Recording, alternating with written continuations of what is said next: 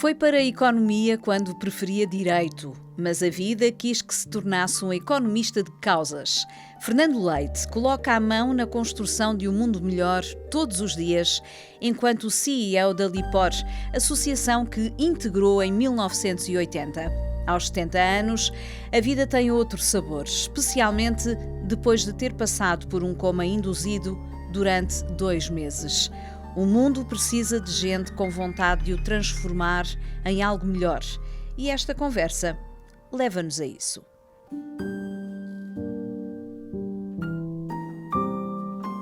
Fernando, muito obrigada por ter aceitado o nosso convite. É muito bem-vindo à nossa casa, que é Obrigado. Um pouco sua também, enquanto membro da nossa Brands Obrigado. Community. É um prazer imenso recebê-lo aqui, tal como foi um prazer ler a informação que me fizeram chegar para preparar este momento. E eu acho que aquilo que encontrei ali, de alguma forma, me permite dizer que uma pessoa com o seu percurso, só realmente sendo muito organizada, muito estruturada, com muito método, é que consegue fazer tantas coisas ao mesmo tempo. Se eu quiser resumir o seu percurso, que é longo, mas vamos resumi-lo, eu posso dizer que a pessoa que está dentro do fato de CEO da Lipor começou já há alguns anos nessas funções. O Fernando concilia as funções de CEO da Lipor com o cargo administrador não executivo de várias entidades. Sim. É membro, vice-presidente e presidente de diversas associações e organizações ligadas à economia circular, solidariedade, sustentabilidade e faz ainda parte da Ordem dos Economistas e da Associação Comercial do Porto. É um homem da economia, mas sei que é também um homem de pessoas e que vive para servir as pessoas. É certo isto, não é? Sim, é um retrato muito fiel do que estou-me a rever em tudo aquilo que disse, porque efetivamente percorre não só aquilo que é a essência do meu ser como pessoa, como também o modo como eu interpretei ao longo de toda esta minha vida as diversas e múltiplas tarefas a que fui chamado a desempenhar. E, portanto, nunca me afoitei em algo que não fosse mesmo para conseguir os objetivos a que me propus. Nunca peguei em nenhum projeto que não fosse para estar concluído no tempo certo, na altura certa, com as pessoas certas, e isso é muito importante de eu dizer. E, portanto, provavelmente a minha faceta de organização e de muito pensamento também. Eu acho que quando nós temos esta atividade multifacetada, temos sempre que ter os nossos períodos de reflexão e de introspeção para verificar se efetivamente estamos a ir no caminho certo. Na maior parte dos projetos, que são projetos diversificados, um projeto de solidariedade, obviamente tem facetas muito diferentes de um projeto industrial, tem muito de diferente de um projeto colaborativo a nível de associações, onde temos parceiros e pares que são nós, pessoas muitas vezes amigos mesmo de família. E, portanto, eu diria que fez aquilo que é a excelente súmula daquilo que eu penso que sou. O que é que o fez ao longo da vida aceitar tantos papéis em simultâneo e durante tanto tempo? Eu diria que todos nós temos uma escola. E a minha escola foi muito aquela escola foi primeiro o berço. Eu sou filho de pessoas humildes, pessoas de trabalho, pessoas que tiveram um imenso orgulho em fazer com que 2 filhos se licenciassem, porque nessa altura, e dos anos 50, era sempre uma segurança para as famílias que os filhos tivessem uma licenciatura, porque era sinal de que tinham trabalho. Nessa altura não havia nada que escapasse a essa situação. Só que isso temperou-me naquilo que eu tive que fazer de seguida, os caminhos que eu tive que prosseguir logo de imediato, quando me é lançado o primeiro grande desafio, ainda muito jovem, numa autarquia, neste caso a autarquia da Maia. Logo a seguir, ainda nem tinha sequer estruturado muito a minha atividade ao nível da autarquia, sou chamado ao serviço militar e venho para o centro financeiro do Exército, onde toda a atividade é completamente diferente e as valências que nós somos obrigados a conhecer e a desenvolver são diferentes. Foram 18 meses que eu acho que foi de uma aprendizagem também muito importante para entender também a importância da instituição militar. Depois o regresso, e quando eu julguei que regressaria ao projeto que tinha deixado em andamento, sou chamado a um duplo projeto, a 2 projetos que não se complementam, mas que eram muito importantes, estavam todos a nascer. Por um lado, a negociação, e as negociações de empresas são sempre muito difíceis, e portanto negociar aquilo que foi a aquisição da Lipor foi a um privado, já foi uma tarefa muito exaustiva para um jovem. E, portanto, na altura, estava ainda nos meus princípios da prática da economia pura e daquilo que são os princípios da gestão, e, ao mesmo tempo, estruturar dentro de um município uma área que hoje é considerada fundamental, que é o ambiente e a sustentabilidade. E, portanto, foi, por assim dizer, criar a partir do nada algo que depois tinha mesmo que ter sucesso. Eu não podia falhar. E, portanto, como não podia falhar, depois tornei-me muito um ator muito intensivo de outros projetos, porque quando me falavam no desenvolvimento de outras iniciativas, eu tinha sempre aquela máxima de dizer que eu nunca digo que não a nada. E, portanto, isso vai acrescentando ao nosso esforço. E continua a ser assim? Sim, é verdade.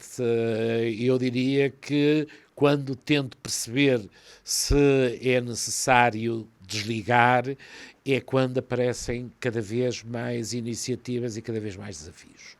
Hoje lidera uma associação de municípios que todos os dias quer construir um mundo melhor. Como é que olha para o mundo que vivemos hoje? O mundo hoje é um mundo muito dos períodos curtos, como nós dizemos, por vezes, quando falamos em economês, peço desculpa do termo. Obviamente as coisas mudam muito rapidamente e, essencialmente, nós não podemos estar desatentos rigorosamente a nada. Eu diria que numa organização que está sediada espacialmente na região norte e na região do Porto, tudo tem a ver com o que é que se passa no mundo.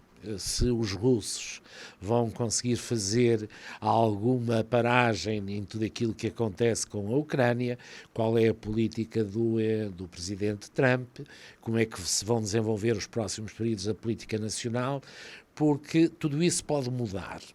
O nosso projeto ou o nosso negócio, esse não pode parar, porque parar é, por assim dizer, falir, é, por assim dizer, é menos um ativo que nós temos a criar riqueza. E, portanto, eu diria que o mundo hoje é muito desafiante, tudo nos aparece num ápice, não podendo absorver tudo aquilo que é novo e que é muito específico que nos aparece. Nós precisamos de ter uma outra grande característica que eu tenho tido a felicidade de poder desempenhar e que é escolher pessoas. Eu digo que as pessoas são muito importantes porque numa equipe e num trabalho da equipe eu consigo abarcar muito mais variáveis, que são aquelas variáveis que hoje nós vivemos num mundo muito complexo e que, portanto, que vão de todas as situações, as mais diversas, o preço dos combustíveis, a carência de mão de obra, a mobilidade da mão de obra, a aceitação de expatriados, o trabalhar em países estrangeiros, portanto, em expatriar portugueses e membros da nossa equipe para países terceiros, portanto, tudo isso é de uma multiplicidade que quando eu fiz o meu curso isso não acontecia. Não existia. Eu diria, e para dar um exemplo, eu ainda estudei no meu curso de Economia a fazer exercícios que são hoje impossíveis, que eram fazer os cash flows a 15 anos. Vamos lá ver porque é que isto corre durante 15 anos. Hoje não pode ser nada disso. Exato. Nós hoje temos que ver aquilo que nos vai acontecer até ao final do ano. E todos os anos nós temos que ter a capacidade de, se tiver que reorientar o tiro da organização, a organização tem que ter uma outra grande capacidade, que é ser ágil.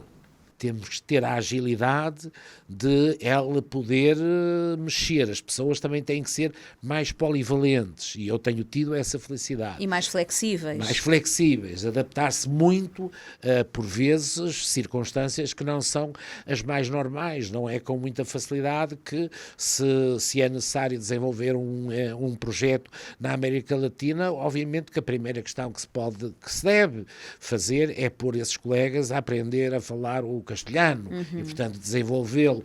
Eu tive uma dificuldade relativamente forte, mas que resolvemos, obviamente, quando tivemos um projeto que nos aparece muito rapidamente na Tunísia. A Tunísia é francófona. E, portanto, eu tinha que ter pessoas a falar em francês. Talvez eu era o único que dominava o francês, porque no meu tempo de liceu o francês era a primeira língua. E, portanto, os colegas a quem eu desafiei entenderam o projeto, mas não gostavam do francês, porque dominavam muito melhor o inglês e, portanto, é a língua... Sim, essa flexibilidade é muito necessária. Nós precisamos de a ter. E como é que se olha para o mundo depois de 2 meses entre a vida e a morte, numa situação que naturalmente não estamos conscientes, mas quando voltamos à consciência e voltamos quase que a ter vida novamente, como é que olhamos para a vida depois disto? A minha experiência foi uma experiência muito, eu diria, muito sofrida, porque ao fim de alguns dias de rever em que condições é que eu me encontrava, porque ao fim de 2 meses em coma nós nunca sabemos como é que regressamos em termos das nossas capacidades físicas e mentais, eu dei comigo a pensar foi no sofrimento da minha família e dos meus amigos. Porque, efetivamente, eu estava em coma, eu não reagia a nada. A minha família todos os dias vivia na ansiedade de saber o que é que poderia ser daqui a momentos. E 2 meses é muito tempo, é uma eternidade. Portanto, eu diria que foi algo que me marcou imenso e quando nós dizemos que estas questões não nos mudam, não estamos a ser sérios. Muda-nos e muito. Era isso que eu queria saber. Muda-nos e muito. O que é que mudou em si? Imenso. Foi uma gripe? Uma gripe A? Eu tive uma gripe normal, que não tendo sido talvez tratada como deveria ser ou como poderia ser, e agravou-se e, portanto, foi preciso algo a quem eu digo que agradeço imenso, que é a ciência e os médicos souberam estar à altura de me poder manter vivo. Depois, outra coisa que eu senti-o quando saí do coma e quando comecei a ter contacto com as pessoas é aquela energia que nós recebemos das pessoas, dos amigos, daqueles que nos são mais próximos, daqueles que trabalham connosco, que se emocionam quando nos veem. Dos que nos amam, não é? Dos que nos amam, é verdade. Praticamente, eu diria que no silêncio da família, a família privou-me de me contar o seu sofrimento. E eu entendi isso e tomei isso como uma prova de um amor incondicional, um amor que nós, efetivamente, temos que reconhecer. Depois de toda uma comunidade de trabalho, de um grupo de pessoas que trabalhavam comigo e que estavam ansiosamente à sua espera, literalmente. À minha espera. Eu recordo-me de um pormenor que me disseram e que eu achei aquilo de tal maneira tão normal, mas alguém que me visitou, um dos colaboradores que me visitou, estava eu já na fase de fisioterapia e que me dizia, o senhor faz-nos muita falta. Eu disse, não, só o carro estar lá parado já faz toda a diferença. E, portanto, consigo lá, ainda mais. Eu achei aquilo interessante, mas obviamente que não era isso. Ser numa organização muito, eu diria muito bem, sistematizada nas suas operações, nas suas funções, de um momento para o outro, haver uma liderança que falhou, provoca algum distúrbio. O que é que eu notei? Notei que foi excelente todo o trabalho que fiz e que os meus colegas fizeram comigo. Porquê? Porque eles souberam liderar a equipe, unir-se ao Conselho de Administração e, nesse aspecto, eu, quando cheguei, julguei que ia ter uma tarefa hercúlea pela frente e não tinha. Tinha tudo talvez mais bem organizado do que aquilo que eu deixei, porque efetivamente eles puseram o melhor que eles tinham e que sabiam e souberam passar toda aquela fase e, portanto, foi quase que algo que muito me agradou e que, portanto, que é fundamental nós também, nas nossas organizações, termos essas equipes, termos essas pessoas que têm também esse foco. Quando falha um elemento, seja ele qual for, eu tenho alguém que vai e que percebe e que imediatamente me vai substituir e vai desempenhar com o melhor que sabe, provavelmente até melhor do que o que eu sei, aquilo que são as tarefas que tem que fazer. Quem era o Fernando antes desse episódio e quem é o Fernando hoje? Eu posso dizer, Cristina, que há aqui um pormenor que esse eu sinto muito e acho que isso me ajudou imenso. Talvez antes eu via todos os aspectos da minha vida, pessoal, profissional, de amizade, de uma maneira fria, mais calculista. Passo esta fase e, a partir daí, vejo toda a minha vida transformada e ganhei muito naquilo que eu acho que me faltava, que era ter ainda mais, eu que já era solidário, que me considerava uma pessoa solidária, amigo do amigo, sempre defensor daqueles que, falhando, precisavam de uma mão para poder regressar à sua atividade normal. Eu ganhei imenso background nesse sentido, portanto, tornei-me muito mais solidário, muito mais apreciador daquilo que é o sofrimento alheio, e eu, empático, portanto. Muito mais empático. E eu diria que todas as organizações onde eu hoje estou, que cultivam a solidariedade social e o apoio a quem mais precisa, sabem que eu estou lá, mas não estou lá só para assinar papéis, estou lá para ter uma atividade que é uma atividade real de resolver os problemas que essas múltiplas associações têm. Então, agora vou pedir-lhe para me guiar numa viagem à Maia, a 1954, a altura em que nasceu. Sim. O Fernando tem um irmão, 2 anos mais velho. Sim. Cresceu entre a cidade e o campo, com as traquinices de uma época que nos permitia brincar até nos rios que não eram poluídos. O que é que guarda desses momentos da sua infância e o que é que traz consigo hoje para o homem que é?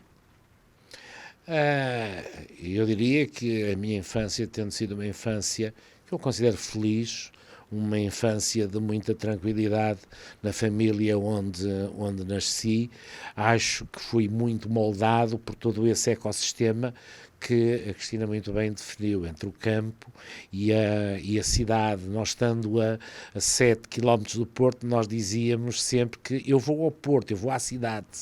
Eu vou à cidade quando a cidade estava ali ao nosso lado. E, portanto, era muito interessante essa vivência.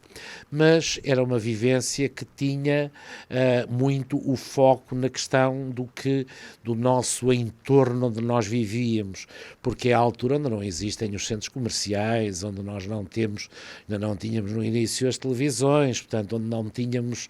Não havia tecnologias, nem telemóveis.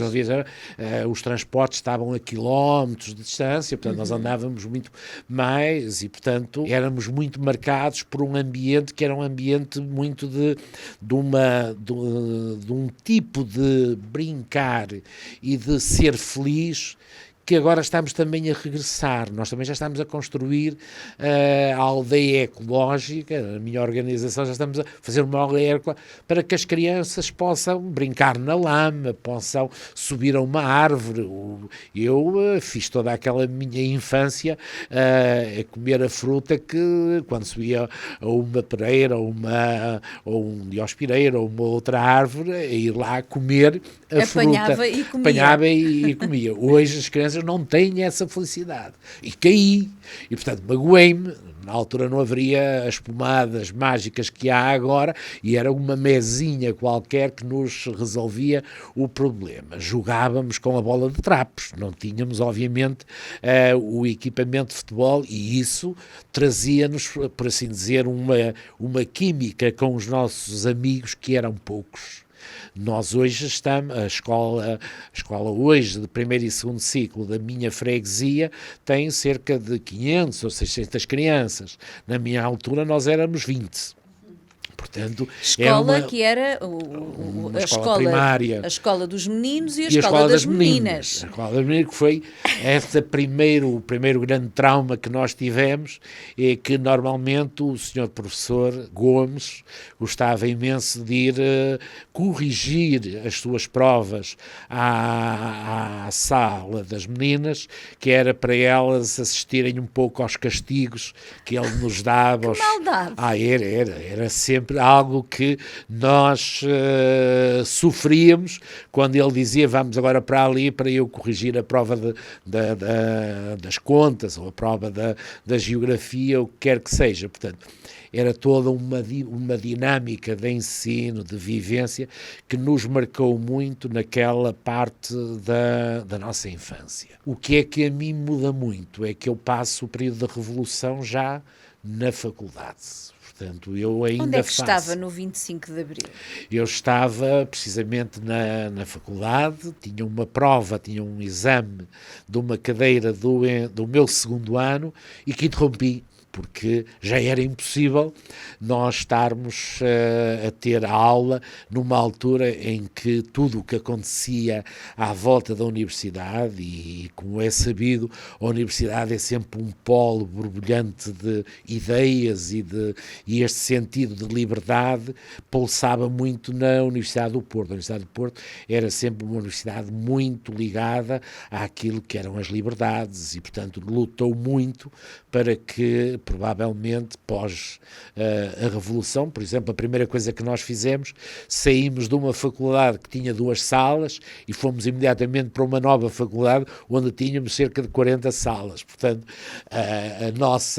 aquilo que é a inquietude da juventude, fez-se logo sentir nessa altura e, portanto, saltámos imediatamente de uma vivência para outra, com tudo aquilo que foram a explosão de desenvolvermos atividades culturais na freguesia. Tivemos um grupo de jovens que desenvolvia muitas atividades já nessa altura, rapazes e meninas, portanto, juntávamos e pela primeira vez tivemos aquele contacto que durante muitos anos nos fez falta e que nos marcou e que hoje a geração de hoje não entende.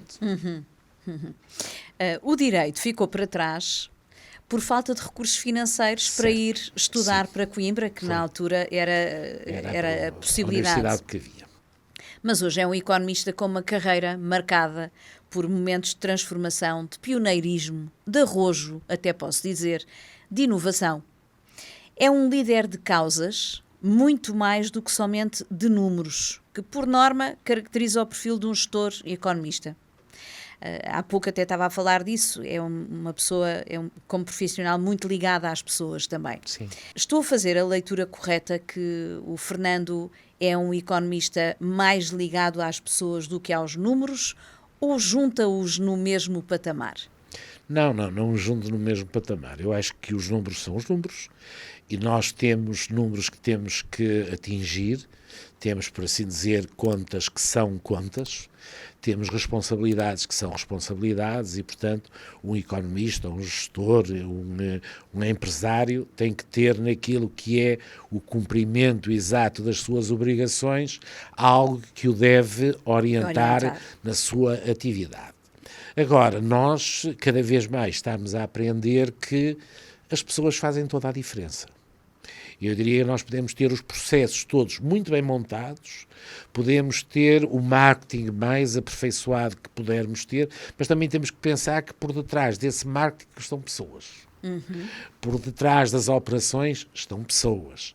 E, portanto, eu diria que aquilo que nós devemos mais trabalhar é as capacidades, as competências e hoje, em especial pós-pandemia, uma outra dimensão das pessoas que nós não olhávamos muito para ela, que é a felicidade das pessoas. Eu acho que é algo que nós temos que ter um espírito muito arguto, saber onde é que por detrás de uma face está um sofrimento. Porque como é que aquela pessoa tem algo que pode ser uma pequena coisa, pode ser algo que à primeira vista é insignificante, mas que para a produtividade da organização é importante, mas muito mais importante é para a saúde da própria pessoa. E é muitas vezes perceber o que não se diz, não é? É verdade, é verdade. E eu digo assim, quando eu tenho a porta do meu gabinete todos os dias aberto, quando os colaboradores sabem que podem, os meus colegas das várias organizações sabem que há horas que são propícias para falar comigo, porque eu começo a trabalhar muito cedo, começo a trabalhar às 8 horas da manhã. Tenho um hábito levanta-se a que horas? Às 6. Às 6 é e às 8 são. E às 8 começo a trabalhar. Eu normalmente saio do escritório por volta das 8 da noite. E, portanto, eles sabem muitíssimo bem que há um período de tempo em que, invariavelmente, eu estou sozinho. E, portanto, é aí onde nós ouvimos aquilo que muitas vezes nem suspeitávamos que estava a acontecer. E, portanto, é nessa pequena, grande intervenção que nos faz a nós realizarmos-nos como pessoas completas. Eu recordo-me muitíssimo bem quando há uns anos largos pensava porque é que nós não deveríamos ter uma organização do voluntariado dentro da LIPOR. E, portanto, com uma colega falei e aquilo foi quase como uma explosão. Vamos ter. E hoje temos uma organização que se chama Semente, que tem uma atividade notável naquilo que é o apoio aos colaboradores internamente, independente da LIPOR, portanto não tem a ver com a organização da LIPOR, mas está instalada é apoiada por nós e tem todo um trabalho que é um trabalho notável de apoio e não só aos colaboradores, nas mais diferentes necessidades que eles têm, como também àquilo que é a comunidade que nos envolve. Também aí nós percebemos que nós não somos só felizes naquele microcosmos onde estamos, nas quatro paredes, há tudo algo que está à nossa volta e que vive também de nós, da nossa felicidade, do nosso êxito ou dos nossos falhanços e, portanto, toda a nossa atividade cresce para essas áreas e este grupo de voluntários foi extraordinário e é extraordinário porque tem uma atividade que é de enaltecer. Fernando, fala muito de pessoas e as pessoas tiveram muita importância na sua vida, umas mais do que outras seguramente. Sim. Que pessoas é que o influenciaram, que o inspiraram, que de alguma forma o ajudaram a ser o líder que é? Eu diria que começo imediatamente pelos meus pais, porque lembro-me muitíssimo bem dos meus pais me contarem o que foi o período da guerra, da Segunda Guerra, e toda a dificuldade que as famílias tiveram, e, portanto, eu diria que nas áreas operárias e nas zonas citadinas, o esforço das famílias para criarem os filhos e darem-lhe um futuro é talvez o melhor, se falarmos, a melhor herança que se pode dar. E os meus pais tiveram um imenso orgulho em me ajudar e em nos ajudar, a mim e ao meu irmão, a podermos prosseguir. Não me conseguiram fazer chegar a Coimbra, mas conseguiram-me fazer chegar ao Porto. E sempre me apoiaram em tudo aquilo que foi o nascimento e todo este trabalho. Depois tive também uma outra felicidade, que nem todos têm. Tinha um tio meu, uns tios meus, que tinham vindo da Venezuela e que eram pessoas não tinham filhos e que achavam que os sobrinhos tinham que ser os melhores da escola. E, portanto, nós andávamos sempre, quer eu, quer o meu irmão, 2 anos avançados em matérias da escola, porque eles dedicavam-se quase com um ATL, como agora existe, e eu tinha o ATL em casa, e portanto nós chegámos à primeira classe e já sabíamos letra romana, já sabíamos fazer contas de somar, dividir, subtrair, tudo sabíamos. Tudo. O meu irmão passou logo da primeira para a terceira classe, porque efetivamente eles tinham e eram essencialmente daquela casta de pessoas um pouco severas, como os professores. E, portanto, nós tivemos essa vantagem, portanto, fomos muito ajudados nesse domínio. Depois não posso também esquecer que, eu também digo isso, a minha escola é uma escola em que eu abracei, como podia ter abraçado a outra área, mas a gestão pública. E, portanto, ao trabalhar numa autarquia, eu tive um presidente de Câmara que me marcou imenso, porque me deu também aquilo que são as visões que um gestor deve ter ao liderar as equipes, que é a confiança naquele que é o profissional, a liberdade para poder falhar, e portanto isso ele deu-me, e pôr muita humanidade no trabalho que nós estamos a fazer. Ele era uma pessoa muito também de causas, era uma pessoa também muito ligada a tudo aquilo que eram os seus cidadãos do seu concelho, o Dr. Vieira de Carvalho, e portanto eu tive dele esse ensinamento, e um outro também que hoje não poderia de maneira nenhuma deixar de referir.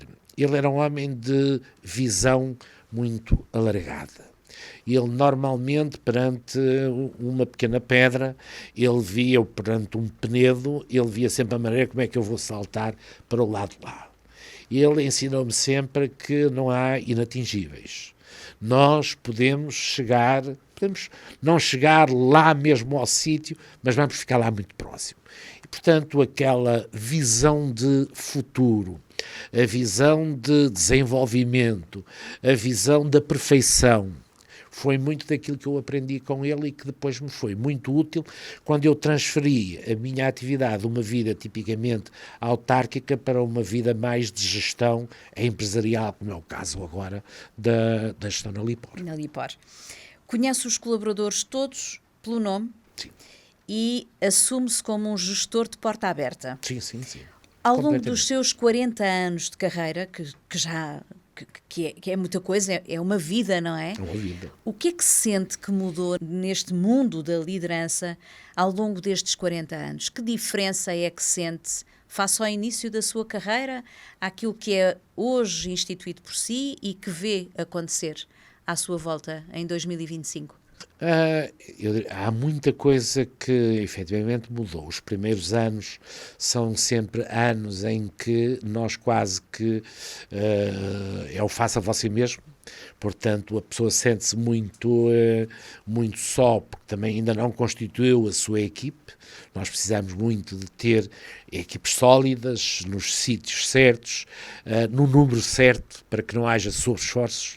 E, portanto, eu diria que a grande mudança que eu tive naquilo que foi o desenvolvimento da gestão nos primeiros tempos, daquilo que foi a gestão, que é a gestão atual, é que eu agora tenho um trabalho muito mais facilitado, porque tenho um naipe de colegas de elevada qualidade que, por assim dizer, tornam o meu trabalho muito mais fácil.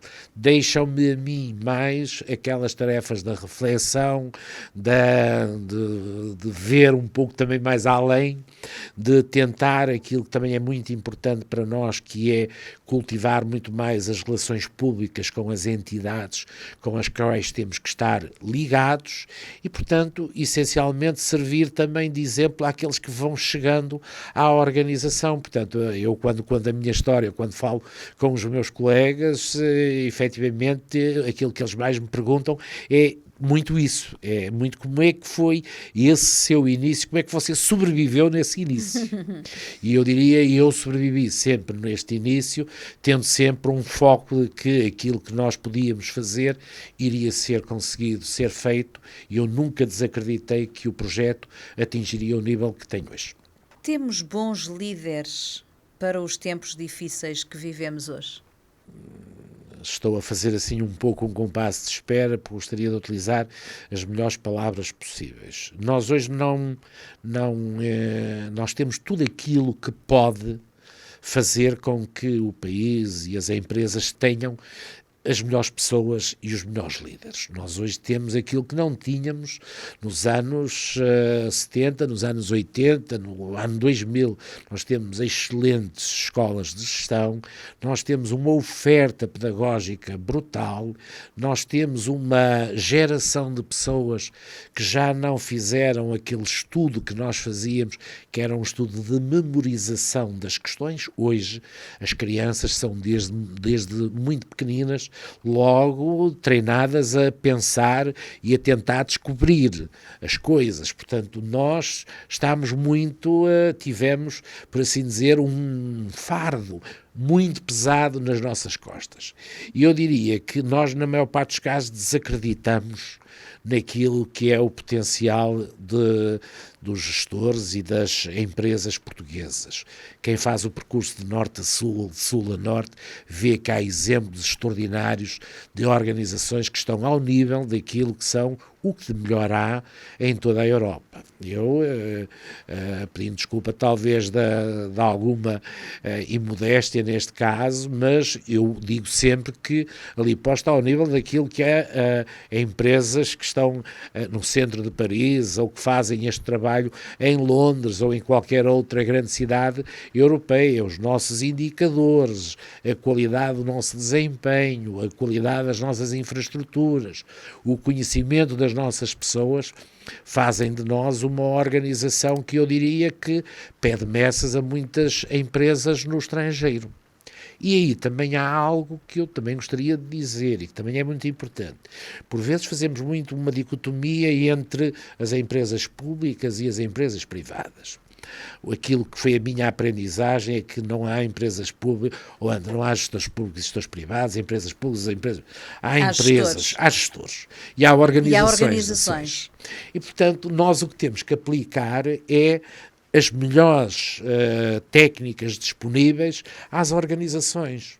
Eu desde sempre digo aos meus colegas, nós hoje somos uma empresa pública, amanhã podemos ser uma empresa privada. Ora, se vamos passar para uma empresa privada, eu tenho que entender aquilo que é o papel do acionista.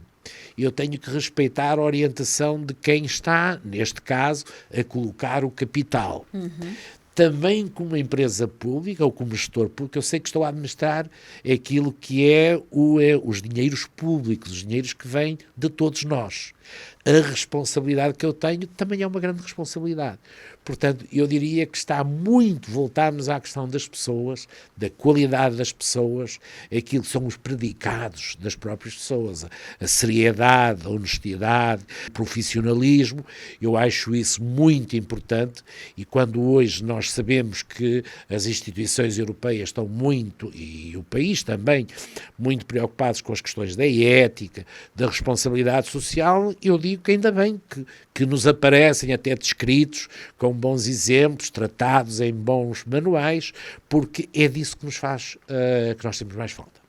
Então, como é que pode a liderança ser colocada ao serviço das boas práticas que o mundo cada vez mais precisa, para garantir que o futuro dos nossos filhos e dos nossos netos seja um futuro, pelo menos, com esperança? Eu diria que nos últimos anos nós tivemos o acrescentar à nossa dimensão de gestão componentes muito importantes que até aí não eram efetivamente avaliadas.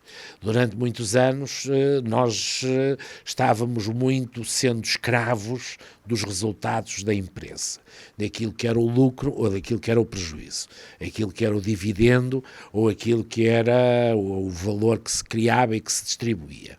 vieram agora outras componentes que são muito importantes e que nós hoje ouvimos muito falar debaixo de um chapéu que é a sustentabilidade.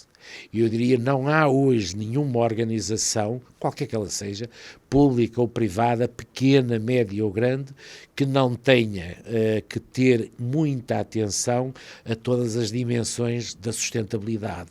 Dentro da sustentabilidade, tudo aquilo que tem a ver, obviamente, com a governança da própria organização. A minha governança é uma governança pública, mas há a governança das empresas privadas e não é pelo facto de eu ter uma governança pública que tenho más decisões, não é isso. Tenho excelentes decisões de gestores que são políticos e, portanto, nesse aspecto tenho essa vantagem. Não podemos esquecer que os recursos que o nosso planeta tem são recursos finitos.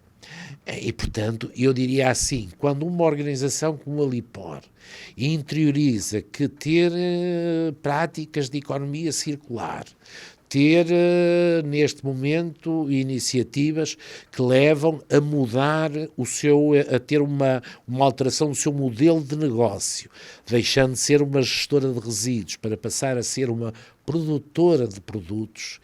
É isso que nós devemos, é para aí que nós devemos caminhar, é essas dimensões que nós hoje temos que atender. Nós temos que atender às questões da governança, nós temos que atentar nas questões financeiras. Uma organização que não gera, obviamente, recursos, é evidente que vai à falência, desaparece, não cria até valor para os seus colaboradores. E depois há a dimensão social, e a dimensão social hoje é muito importante porque nós temos que ter também a noção de que aquilo que são as gerações atuais são gerações que se movem muito, que não permanecem muito tempo. Nós já não temos nas organizações muitas pessoas que vão ter a medalha dos 25 anos, não terão.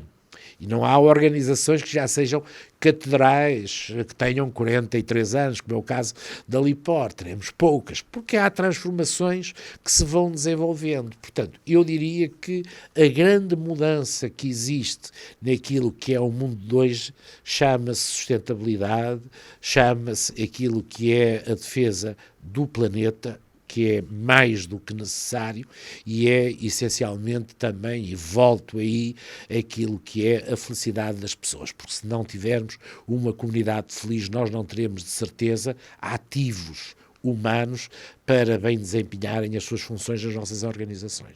E para as pessoas serem felizes também é importante elas terem um equilíbrio na sua vida pessoal, certo. Uma felicidade nas suas vidas.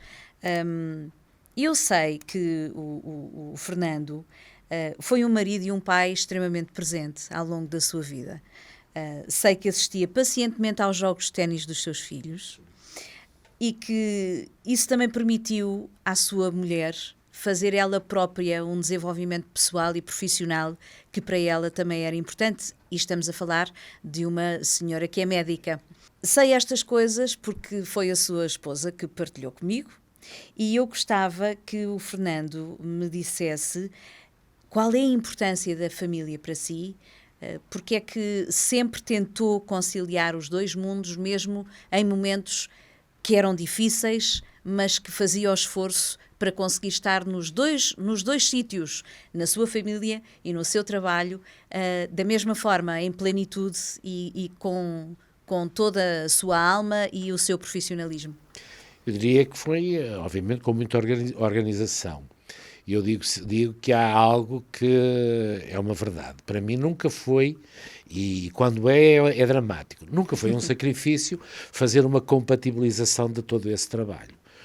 A minha esposa, sendo médica e tendo que fazer os períodos de urgência, era eu que tinha que ficar com os meus filhos e, portanto, tive que os ter, e todas as semanas tinha, e para isso organizava toda a minha semana de trabalho, com muitas saídas ao estrangeiro. As minhas saídas faziam-se sempre em acordo com o período em que a minha esposa estava de urgência. Se ela estava de urgência nos primeiros dias da semana, eu só saía para o estrangeiro a partir de quarta-feira. Portanto, havia aqui uma organização desse tempo.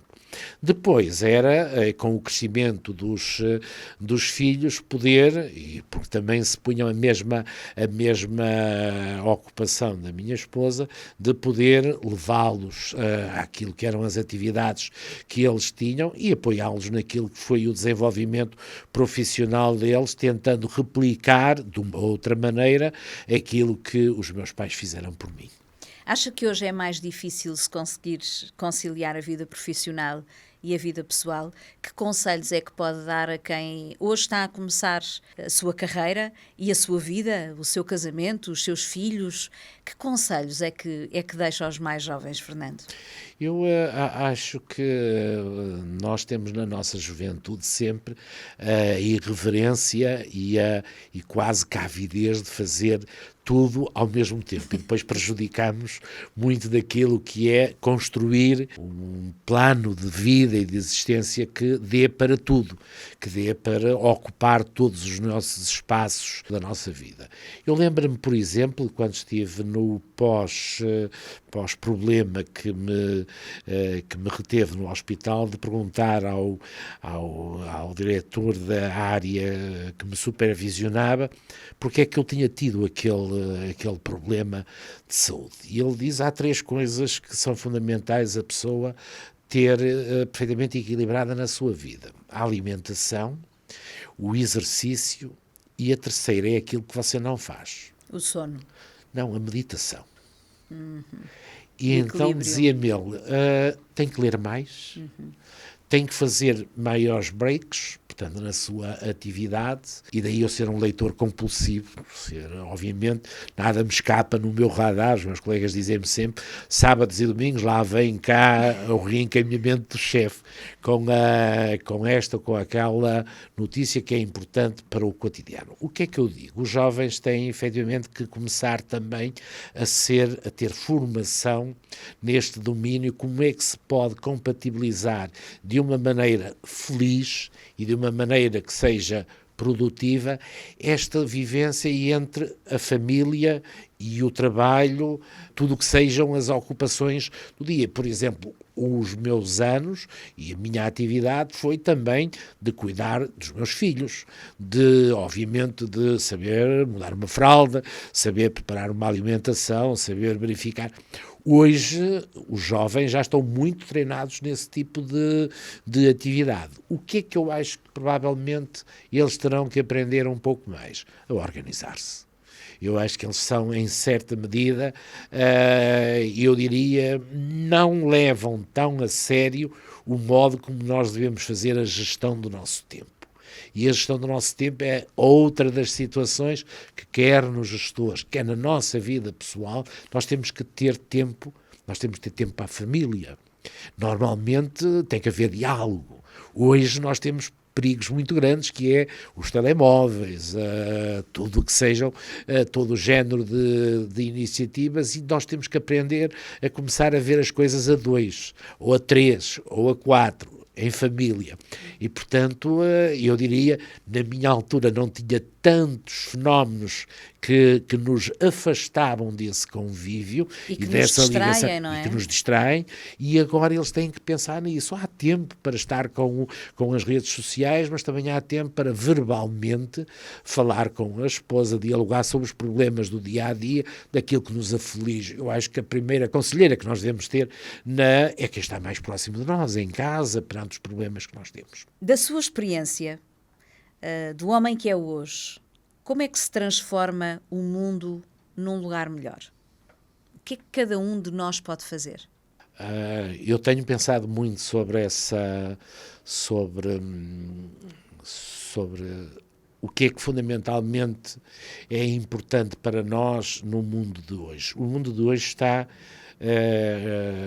relativamente afastado daquilo que são os valores. Nós provavelmente dedicamos muito mais tempo a pensar naquilo que são as questões mais materiais e não estamos a verificar aquelas que têm a ver mais com algo que é, eu não diria imaterial, mas que tem um outro contexto, que é a maneira de ser, a maneira de eu agir, a maneira de eu olhar para a outra pessoa, o modo como eu me comporto na sociedade, o modo como eu me comporto como a minha função de chefia. Tudo isso são situações que eu diria que nos atrasamos e para o qual nós precisamos de uma nova pedagogia. Eu diria que nos falta essa aproximação. Obviamente que, por exemplo, a nível de organizações, uma organização que tenha efetivos acima de 1000 colaboradores começa a ter muita dificuldade em conseguir fazer alguma pedagogia dentro dessas situações. Mas também existe uma possibilidade. Nós hoje temos muita tecnologia que nos ajuda a nós resolvermos os nossos problemas. E eu isso digo que há uma busca incessante e o que nós temos feito, mesmo internamente ao nível da organização, tem-nos levado a que se consiga explicar aos outros que é fundamental comemorar o Dia Internacional da Mulher explicando o que ele é. Não é a questão da flor, é aquilo que a mulher conquistou. Toda a gente ficou admirada quando se disse, bem, a primeira mulher que votou porque a lei dizia que tinha que ser o chefe de família, ela sendo viúva era ela a chefe de família. As pessoas, ninguém sabia que tinha sido esse pormenor. E também temos um conhecimento da realidade global que é muito frágil. Porquê? Porque existem muitas fontes de informação. E eu já não diria... muitas delas fake news. Fake news, era onde eu ia. Eu diria que hoje ainda temos esse perigo para o qual temos que lutar e para o qual temos que aprender muito a saber discernir, porque senão aquilo que nós achamos que é algo que vai contribuir para o bem da pessoa, está a contribuir efetivamente para a deterioração da personalidade e daquilo que a pessoa é como ser humano. É mais difícil ou é mais fácil ser-se um líder extraordinário hoje? E o que é para si um líder extraordinário? Olha, eu tenho pensado muito naquilo que, nos upgrades que eu tenho ainda que fazer naquilo que é a minha condição de ser humano. E, portanto, eu diria um líder extraordinário é um líder ao qual ainda lhe falta fazer muita coisa. E eu diria que é, por assim dizer, o grande desafio que nós temos que ter é não estar à espera de dizer que sinto-me realizado, que já fiz tudo o que tinha a fazer. Há sempre alguma coisa que nós, qualquer que seja a situação, nós podemos fazer e às vezes são pequenos gestos que se traduzem em grandes mudanças, grandes modificações. Às vezes há algo que se resolve com uma palavra. Nós, por vezes, damos pouca dimensão. Falta de sensibilidade? Falta daquilo que pode ser o diálogo, e um diálogo estruturado, uma conversa, honesto, ouvir, transparente, ouvir. Nós, por vezes, dedicamos muito mais a falar, a aconselhar, e quando chegamos ao fim dizemos, mas eu sei do que é que ele me está a falar, e eu verdadeiramente percebi qual é a necessidade dele. E por vezes a pessoa quer ser ouvida. Uhum. E, portanto, eu tenho que ter, na minha qualidade de líder e neste caso, de gestor, eu tenho que ter o tempo de dizer que não, quando alguns me dizem não perca tempo com esse tipo. Eu isso não faço. O que é que falta fazer para o mundo ser extraordinário? Fundar-se muito nos valores. Eu acho que isso que é algo que é importante, porque naquilo que são qualquer definição de valores que nós consigamos alinhar, existe tudo aquilo que neste momento são as grandes debilidades do nosso mundo de hoje. Eu diria assim, o mundo não estaria no estado em que está, por exemplo, de um superconsumismo, se nós, por exemplo, tivéssemos sabido ensinar às pessoas o sentido da poupança, o sentido daquilo que é a frugalidade, o sentido daquilo que ainda alguém dizia com muita propriedade, que visitando a África viu as crianças que com uma folha de papel ou com uma meia esferográfica se sentiam as mais felizes da vida. E nós temos que ter uma ball pen, temos que ter um computador, temos que ter o último do gadget, enquanto que aquilo que basta a quem pouco tem, eu acho que isso que é um ensinamento muito grande para a nossa vida. Fernando, terminamos com uma belíssima mensagem. Muito obrigada por ter estado connosco. Cristina. E espero que esta conversa inspire muitas pessoas para termos um mundo melhor amanhã. Muito obrigado. Obrigada. Eu é que lhe fico grato.